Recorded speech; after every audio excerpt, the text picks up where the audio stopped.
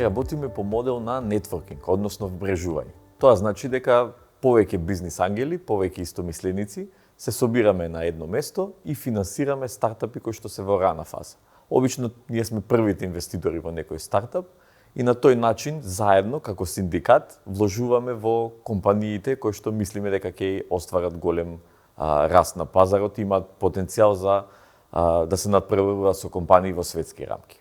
Стартапите кај нас се пријавуваат онлайн и обично немаме некоја програма или немаме некој рок или дедлайн на кој што може да се пријават. Отворено е 24/7, 365 дена во годината.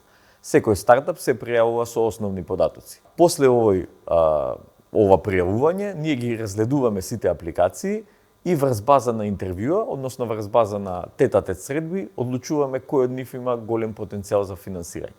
Ги покануваме самите стартапи да причираат пред бизнис ангелите.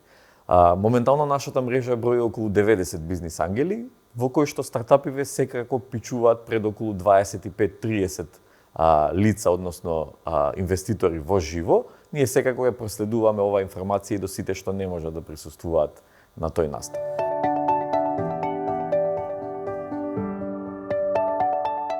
Најчесто инвестициите кои што ние ги правиме се во многу рана фаза. Тоа значи дека стартапите или имаат производ кој што се уште не го продаваат или па допрва почнуваат го продаваат, но допрва почнуваат тој масовно да го пласираат на пазарот.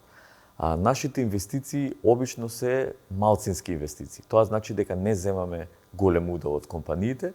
Уделот најчесто се движи од 7-10 до околу 20% во самите стартап компании заради две причини. Едната причина е дека им оставаме на самите основачи, односно на самите носители на бизнисот, да го имаат главниот збор, да ја раководат компанијата таму каде што мислиме дека треба да ја донесат и најчесто не се мешаме во визијата и во големите стратешки одлуки на стартапите.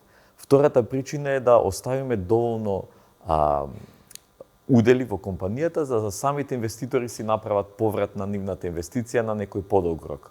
Тој подолг рок обично е некаде 5 до 7 години, во кој што компанијата идеално треба да порасне, треба да освои нови пазари, треба да добие нови клиенти, можеби ќе добие уште една или две рунди на финансирање и тогаш нашите бизнис ангели се повлекуваат, односно полека постепено го намалуваат својот удел и излегуваат од компанијата со очекуван поврат од над 3 или 5 пати од нивната инвестиција.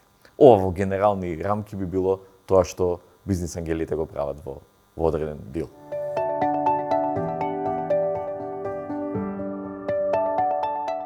Освен финансиската поддршка, бизнис ангелите даваат и менторство, адвајзори и консултации, што во некоја рака се непроценливо, дури и повеќе од финансискиот аспект. Што тоа значи? Бизнис ангелите најчесто се луѓе кои што имаат некое искуство во индустријата или пак имаат мрежа на контакти кои што може да му помогнат на еден стартап. Па доколку некој ангел инвестира, тој за се заштити својата инвестиција, најчесто отвара врати, помага да речем во стратегиските одлуки на стартапот, може да ги поврзе со некои позначителни инвеститори или пак има некои предзнаења и контакти во индустријата, кои што може стартапот да го однесат на 1, 2 или 3 скалила повисоко во својата валуација и во она што го прават.